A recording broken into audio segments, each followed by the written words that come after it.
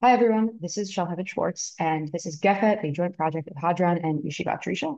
The topic that we will be discussing today is the sugya of HaKoteiv Nechasav לאחרים, um, one who writes away his property to someone else. We're currently hitting the end of the Perek of Bava Batra that is dealing with the laws of Yerusha, the laws of inheritance, um, and hopefully through this sugya, which discusses one very specific case, of someone who tries to find a workaround for normal inheritance rules, we'll be able to take a slightly closer look at maybe what some of the broader principles behind the um, the general idea of inheritance in halakhah looks like.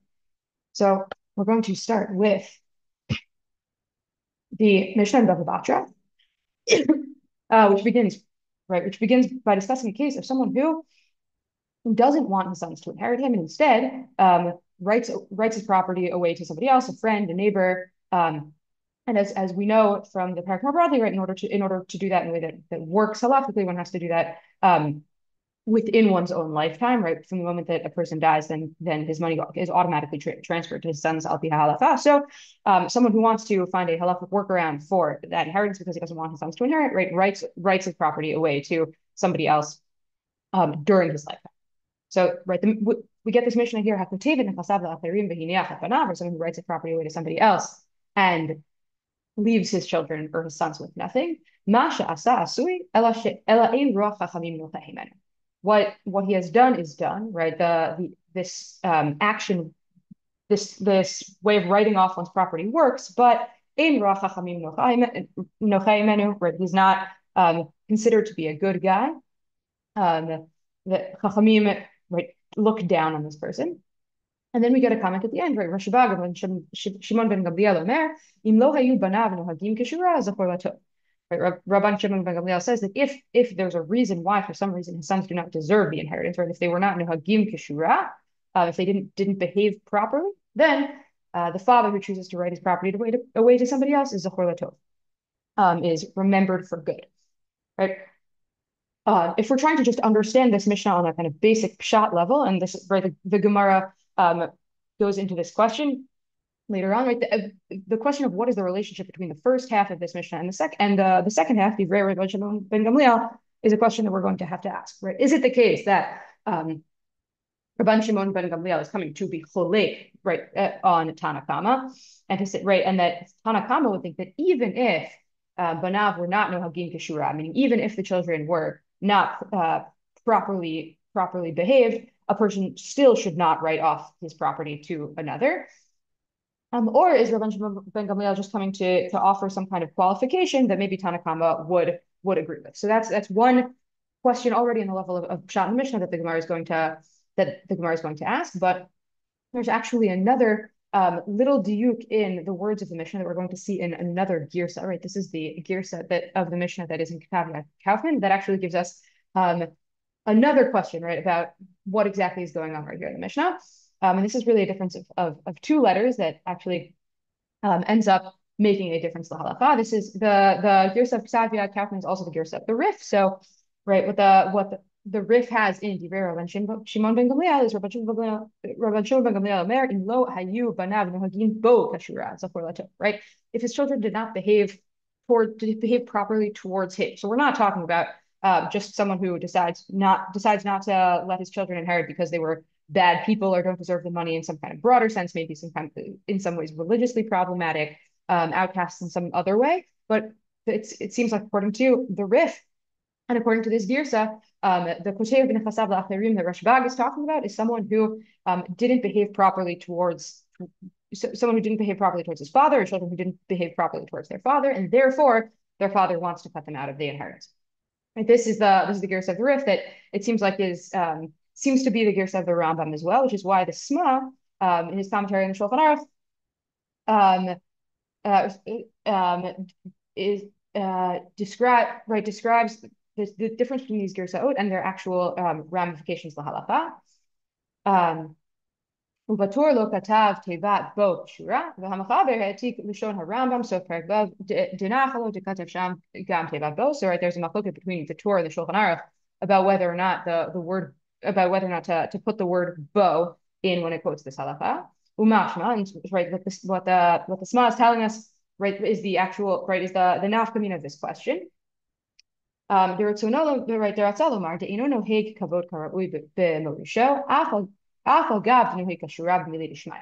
right, what it means when we put the word bo in here is that Rashbag's opinion is about a case of someone who didn't was improperly being mekayim mitzvah kibbud avim, even if they were a frum guy, theoretically, right, doing good stuff in the world, but their problem was improper kibbud avim. And the Sma understands Rashbag's opinion as a machloket on Tanakama. So the Tanakama thinks that, right, even if the banav lo hayu nehogim kashura, still in ra chachamim nochahim. Right, Rashbag is saying zakor latov, but that means that Tanakama must have thought that still in ra chachamim nochahim. And the fact that we passed in Tanakama here, right, we're talking about someone who eino noheg kavod karaui b'morisho, right, is not properly mechabed the people who are going to who have his parents usually, right, the one who from whom he is going to inherit. The afilu hachi shayach tamahana, right, and even so in ra chachamim nochai menu. The al yomar hamorish kevan de eino noheg kavod kashura, right, that the person who is going to die and have his children inherit should not say because my children didn't behave properly towards me, I'm going to cut them out of the inheritance, right? I'm going to give my money to someone else. Rather, he should, be looking out for his biological children. This girsa and this question in general, right? The Mishnah, the Machloket, or perhaps not Machloket, Rabbanit ben Gamliel and Chachamim, brings us to a larger question, right? A question of really the reasoning behind Dinei Yerusha in general. Why is it that, according to Torah law, biological children or sons are supposed to inherit their parents? And the Rishonim offer different explanations of this kind of really basic principle, right? It's something that we take for granted in many Western societies, but it's not necessarily the case that one should necessarily think that children would inherit their parents, right? There have been cultures in which people's property has been buried along with them, which on some level makes some kind of sense if you think of the property as really essentially going with the works and deeds of the person who earned it, right? We might also say that maybe it makes more sense for property of the deceased to become public property, go to public works, go to charity, to the people who need it most, right? Why is it the case that children necessarily inherit their parents? And so the Rishonim offer a couple of different explanations, right? The Rashbam on our sugya on Ra Chachamim Nofai menu, right, offers on some level what's maybe a simple explanation of why is it that the Kotev Nechasav L'Acherim is not Zachor Latov, right? Why is it that the Kotev Nechasav L'Acherim is looked down upon by Chazal? Because Dika Akar Nachalado, right? Because there's a din do, right, that he is trying to find a workaround for, right? It's not sure, it is, he's finding a way to do it according to the letter of the law, but it's against the spirit of the law. And the Rashbam here doesn't really offer a reason behind the spirit of the law, but maybe, I don't know, because they're at but the reason why some HaKoteiv Nechasav L'Acherim is doing a bad thing is because he's ignoring what the Torah tells him. Right. The Rambam, on the other hand, in the Morning Gluchin provides an explanation that's maybe a little bit more satisfying on the Svara level, and kind of offers a little bit of a taste of maybe a moral explanation of what's going on here.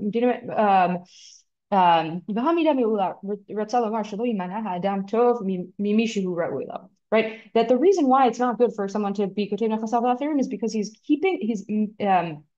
monea tov mimisha hu ra'ui. He's keeping good from someone who deserves it.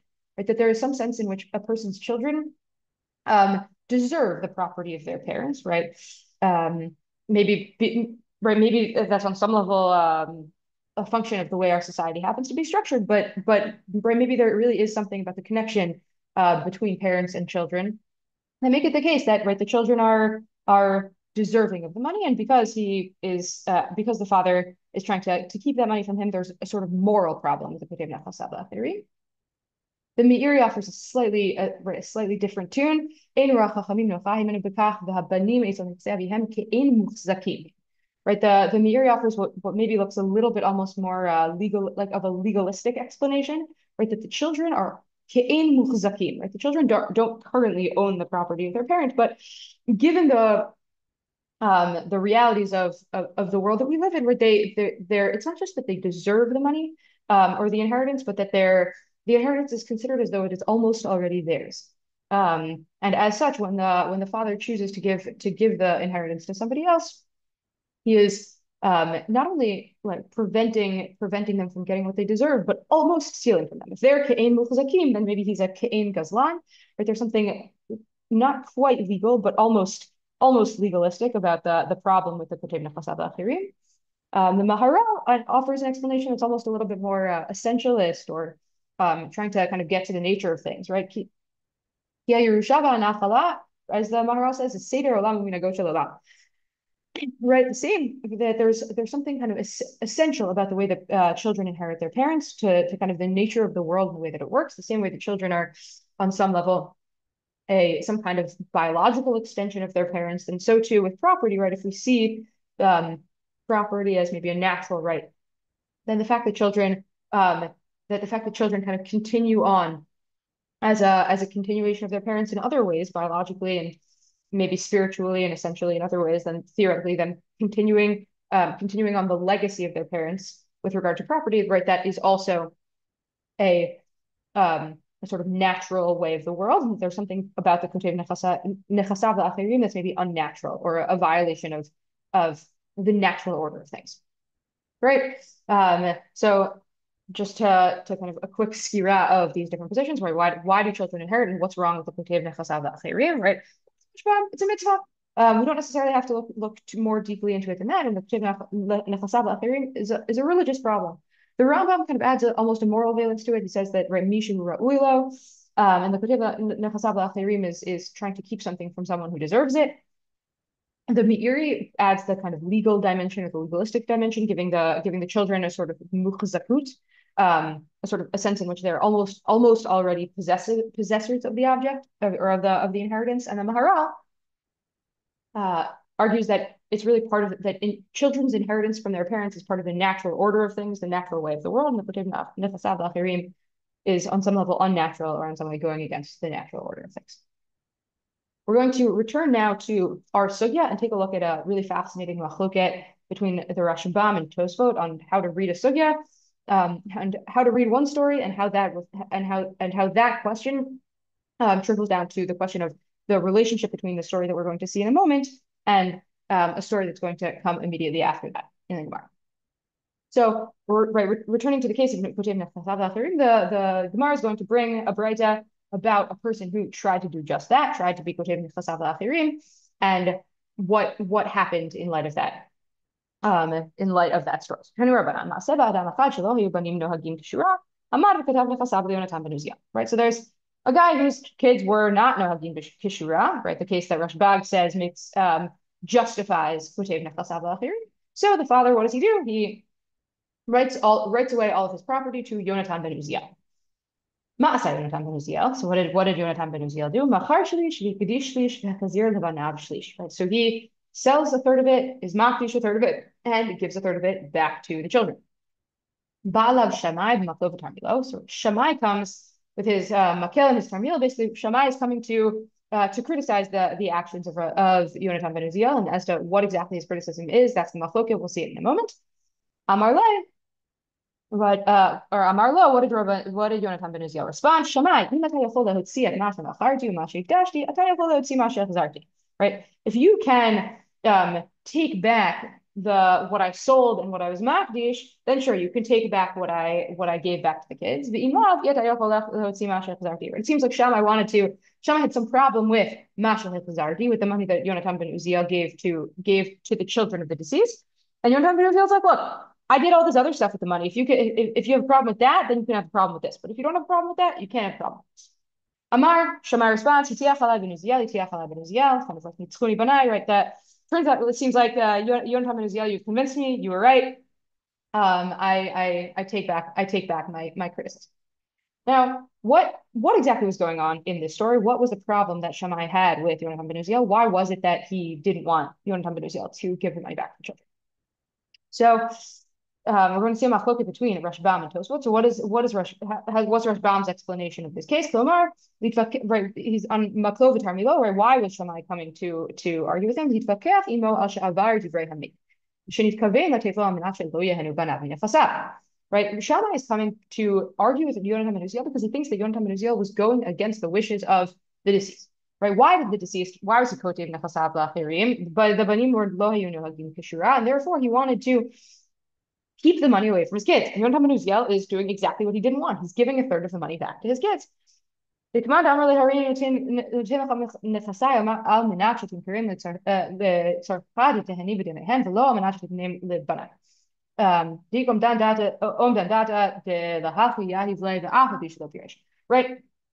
Seems like, right? It's as though Shammai is saying it's as though he gave you this money al minat, right, on the condition that you wouldn't give it to his kids. And now what are you doing? You're giving it to his kids. You can't do that, right? Sure, he didn't say it to you explicitly, but there's ika data de halakhah yahiv, right? There's a presumption that that's the reason, right? That's why people are quoting Nechasav l'Acharim. That's the reason he gave it to you. This is what Shammai is saying. Right? The fact that you gave this money back to the person's children, right? That is not an effective, right? That doesn't work. You can't give the money back to him, right? Because if you violated the condition on which the gift was given, then the gift is no longer a gift. And once you violate the condition, the gift is no longer a gift. So then it's not just that that Yonatan ben Uziel did something morally wrong, but that there's actually no tokef or no right to the gift to what he's trying to do. Right, what he's trying to do just doesn't work because the minute he tries to do it, it retroactively invalidates the gift. Right, that's how the Rashbam reads the sugya. Right, what happened? The father wrote off the money so that his children wouldn't inherit. Shammai's claim, right? Yonatan ben Uziel is violating the wishes of the deceased, and therefore the gift shouldn't even work, right? The fact that the gift that Yonatan ben Uziel is trying to give back to the children should not be effectual, right? Yonatan ben Uziel's response is, "What are you talking about? It's my money now. I took it. You can see that from the fact that I could do whatever I want with it. That I was Maki's part of it. That I sold part of it. So now it's mine. I can do whatever I want with it." And Shammai's Makam. That's the Rashbam's explanation. Then we get Tosfot's explanation. Tosfot's explanation is actually the polar opposite, right? Tosfot explains this case as a case where, with a beginning that the Braita may be left out explicitly. That what really happened at first was that the father, right, the children were lo hayu nohagim b'kashura. They weren't behaving well, and therefore the father was madir nechasav miyadav, right? He took a neder that his children could not benefit from his property. Even after his death, and now the father's a little stuck because he's going to die. He wants his kids to inherit him, but he has no way of giving them the money because they're prohibited via this neder from inheritance. So near other Rashba, right? Tosfot is offering the opinion of the Rashba, not the Rashba of Chachmei Sfarad that we know, but an earlier Rashba who was one of Balei Tosfot. Right, to how Gavra defended Nechasav Yonatan ben Uziel, Dir Nechasav Banav b'chayav b'to. Right, so he had taken this neder. The Hayasavu Shammai shenatan liyonatan al menat sheyitain lebanav. Right, what did Shammai think? That he had written away his property to Yonatan ben Uziel, not so that he wouldn't give it to his kids, but so that Yonatan ben Uziel could give it back to his kids. Where Yonatan ben Uziel could constitute a halachic workaround for this neder. Right, it's not the father giving the children his own property. Rather, he's giving a gift to Yonatan ben Uziel, and then Yonatan ben Uziel can give the property back to his kid. And right, he thought that Yonatan ben Uziel would give all the money back. But Shammai is coming to Yonatan ben Uziel and saying, "Look, I know that's what he was trying to do, but I'm trying to tell you, my criticism is that it doesn't work. This halachic workaround for the neder doesn't actually work in order to get around the neder. The neder is still on some level, and right, if the fact that you're giving the money as a workaround, really in order to get the money back to the kids, means that this the workaround itself doesn't really work, right? So Tosfot's explanation of the sugya, the father taking oath prohibiting his children from benefiting from his property. What Shammai's claim is the fact that the father gave the money to Yonatan ben Uziel as this workaround. It's not effective. The children still can't benefit because the gift was sort of only given as a way of getting the money to kids. And then Ben Uziel's claim in response is, what are you talking about? I can give the money to it. It does work as a workaround. And how do we know that it works as a workaround? Because he wasn't giving me the money just as a way of getting it to his kids. How do we know? Because I gave the money to other things. I was back to some of it. I sold some of it. Clearly, this was a bona fide gift. It's my money. I can do with it what I want, including giving it to his kids. Even though that was, ultimately what he wanted, it doesn't mean that really it's the father giving the money to his kids. That's two different ways of understanding the back and forth between Shammai and Yonatan ben Uziel. In fact, kind of polar opposites. Rashbam, the father, intended to keep the money away from his children. Tosfot, according to Tosfot, on the other hand, the father wanted to find a way to give the money to his children. Right, so Rashbam and Tosfot, right, polar opposite ways of reading this. So yeah, we're going to see this machloket play out even further in how they read the next part of the sugya, which is another story that is brought in order to explain the original logic of Shammai. So the sugya continues, Meikara Mai Safar. What was it that Shammai, who came to Yonatan ben Uziel saying, no go, this doesn't work? What was he basing his logic? So he was basing his logic on a different case, a case called Maaseh Debeit Koron, right? A famous case of a man who was, right, that we have in the Mishnah, Maaseh Debeit Koron, Be'achad Shehaya Aviv Mudar Himenu Hana'ah, V'haya Mesiv Dam. Right, so we're talking there's a case of a father who is Mudar Hana'ah from the son, meaning the father is basically not allowed via a neder to benefit from any of his son's Nechasim, any of his son's property, but now his son's getting married. And what are you going to do? I guess the relationship's gotten a little bit better. The son wants to invite the father to the wedding, but he's making a party, and his father can't benefit from any of from any of what's there, and he can't eat the food. So Amar l'chaveros, the son says to his friend, Harei chatzer v'suda netunin l'cha b'matana ve'einam lefanecha ele kedei sheyavo abba v'yochal imenu b'suda. So the person says to his friend, here, I'll give you. I want to give the wedding hall and the meal. I'm giving it to you, but I'm giving it to you so that my dad can come. Right? Amar lo. So the friend says to him, Im shalihim harei mukdashim l'shamayim. Oh, you gave it to me? Great, hektish. Boom. I want to makdish this the entire wedding feast. Amar lo. So the chatan says to him, what are you talking about? Lo natati lecha elash, right? I didn't give you this stuff in order for you to be makdish it. Amar lo. The friend replies, "Lo natata li et shelcha ela shetehe ata v'aviv cholchin v'shotin v'ratzin zel zeh v'yavon talui b'rosho." Right. The friend doesn't. The friend kind of doesn't want to be part of this game. So what we have at the end of this story, that Chachamim say, "Kol matana she'ina she'im hiktisha mukdeshet ina matana." Right. That any matana given, in which the recipient couldn't be makdish it doesn't count as a matana. Meaning, right, this workaround, basically saying, right, this workaround itself can't work, right? I can't give you, if I give you a gift, al minat, that you have to give it to my father, let's say, and you can't be makdish it. If you can't be makdish it, then it's not a sufficient matana. It doesn't actually get you out of this neder it doesn't work in order for, like, right, it's still really on some level mine. You can't give it to my dad. Right, Chachamim are on some level siding with the guest here, right? If it's really a gift, if you really want to get out of this neder, and if it's really a gift, then he can actually do with it whatever he wants, including being makdish.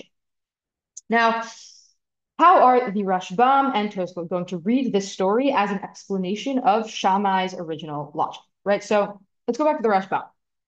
Right, the Rashbam, who thinks that the reason why the father in our original story was HaKoteiv Nechasav Yonatan ben Uziel, the reason why he gave his property to Yonatan ben Uziel was so that the children would not inherit.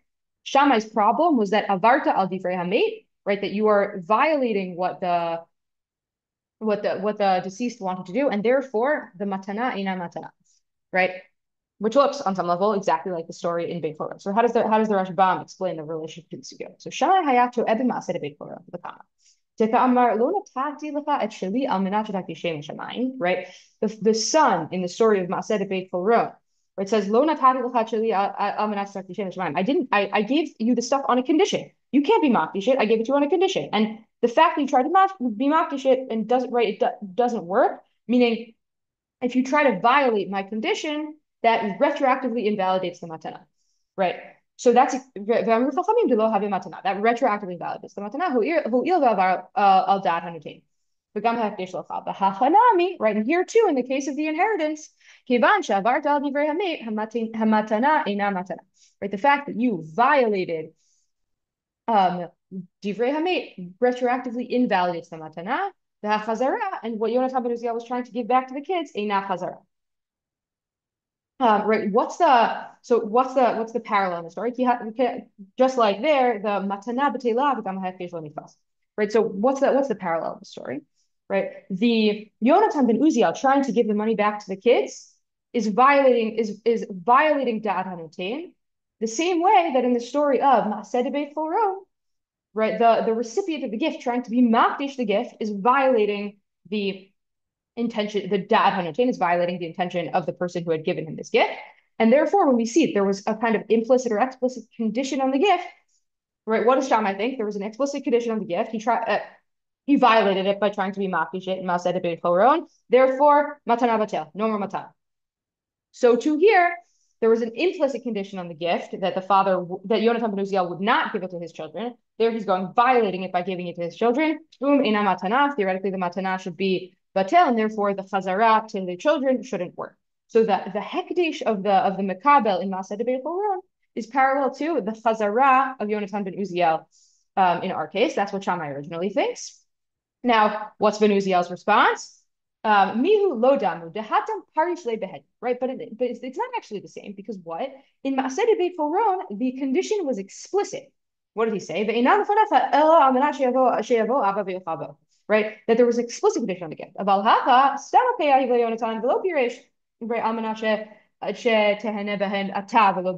right, but in the case of Yonatan ben Uziel, there wasn't an explicit condition.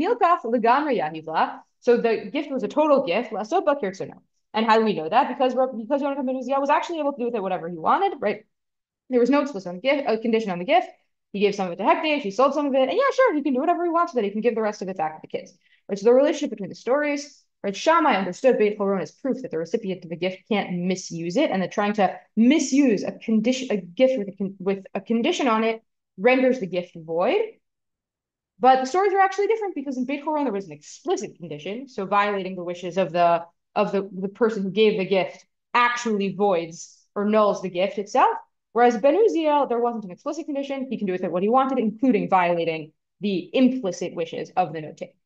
That's the Rashbam's explanation. Tosfot, on the other hand, is going to see it totally differently, right? Tosfot who read the neder into the first case of Yonatan ben Uziel, is going to see the neder parallel here and the neder parallel there, and see the question that Shammai is dealing with as a question of, does this workaround actually work in order to allow us to kind of violate the neder, or allow the people who were otherwise mudar hana'ah to benefit? So Tosfot says, right, right, so that it's like Ma'aseh Beit Choron, that lo hutar ha'av al yedei matana haben. Right, what's the moral of the story according to Tosfot in Ma'aseh Beit Choron? Right, what do we mean when we say kol matana she'in hikdisha ina mukdeshet eina matana? Right, that the matana doesn't work. It means that if it's not a bona fide gift, if I can't be makdish it, if it's not really mine, if I'm the friend, the recipient, if I can't be makdish it, then the matana clearly wasn't a bona fide matana, right?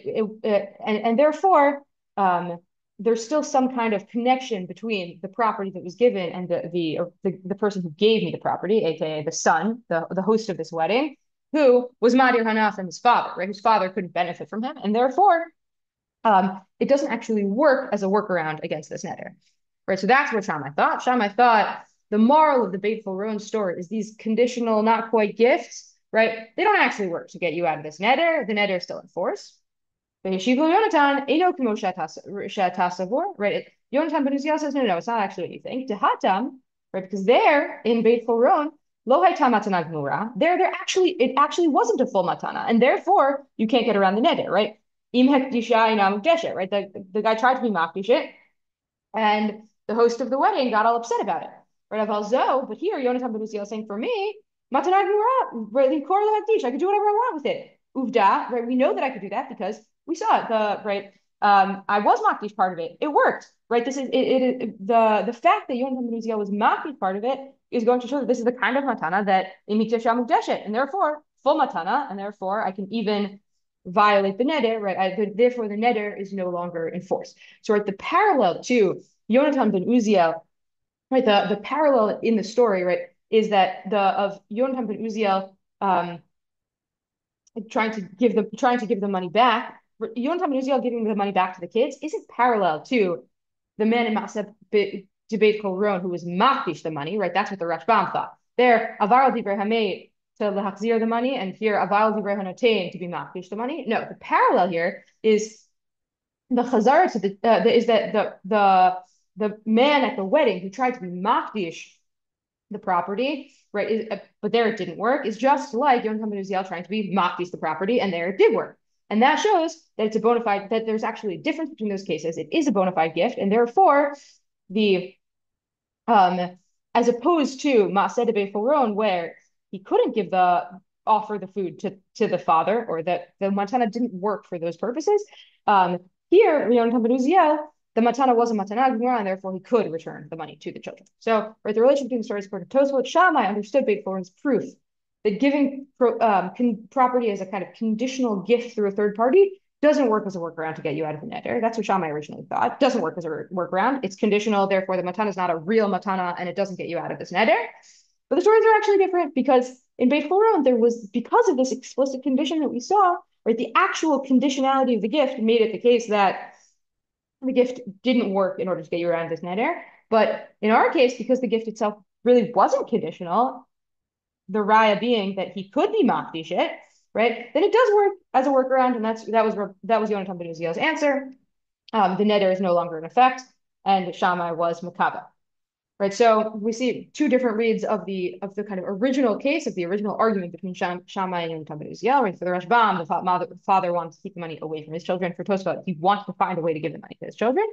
And that machloket, we see kind of how it impacts how each of them read the second story and the relationship between the second story and the first. So for the Rashbam, right, the problem with Maaseh de Beit Foron was that, right, because of this condition on the gift, right, he couldn't misuse it. That was what Shammai was originally thinking in our case as well. Because of this condition, you can't be over al divrei hamed, it just doesn't work.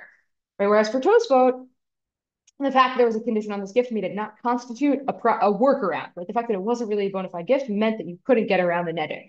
And in both of them, the fact that in Maaseh de Beit Foron, the condition was explicit and the condition was real, was different from, right? That was the piece that Yonatan ben Uziel said that's not true here. In my case, it really is a bona fide gift, and therefore, according to the Rashbam, I can do whatever I want, including giving it to the kids you didn't want.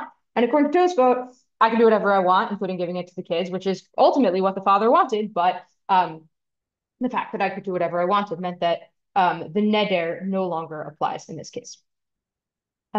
Just to go very quickly to this another kind of moment in Tosfot, it's a kind of a cool little addition that we get in Tosfot, which is that there's another version of the story in the Yerushalmi, but in which the characters are sort of flipped around a little bit. Within Masma Yerushalmi, v'nedarim tefamar Yonatan ben Uziel hidiro aviv min Nechasav amad v'katvel Shammai. Right, Masa Shammai machar miktatam v'bish miktatam v'natan lo et Hashem. Right, so the Yerushalmi also brings the story of Yonatan ben Uziel and Shammai and a father, but instead of Yonatan ben Uziel being the third party, here Yonatan ben Uziel is the son, and he's the one who is kind of unable to inherit from his father, and his father gives the money to Shammai. Shammai is the third party, so the trick happens, but in a slightly different configuration. All right, Amar right kol mishe yavo v'yar'er al matana hazot yotzei mina l'kuchot miyad ha'ekdesh v'achar kach yotzei miyad zeh. So Shammai is the one doing the trick that Yonatan ben Uziel is doing in our sugya. So maybe it's actually talking about it's the same story, and the Yerushalmi and the Bavli just are kind of giving us slightly different accounts of who the characters were, but maybe it's not two different stories. Maybe it's actually the same story. Just a nice little vignette that we get out of this Tosfot as well. So hopefully the sugya offered, right, a window into both right a kind of cool machlok this cool machloket Tosfot and the Rashbam with regard to what's going on in what was going on in this particular sugya in this particular case, and honestly gives us a different window into why someone would be kotev Nechasav לאחרים, whether it's really to whether it's a way of trying to kind of get out of Yerusha, or actually a way of trying to be able to offer your children Yerusha in a case when otherwise you wouldn't have been able to halachically. And hopefully this will also offered us a window into really the larger questions that we've that have, I think, been coming up throughout this perek of why Yerusha does what it does and works the way it does, and why we care about it, why we care about success, kind of biological succession when it comes to property more broadly. Thanks so much, and have a good week.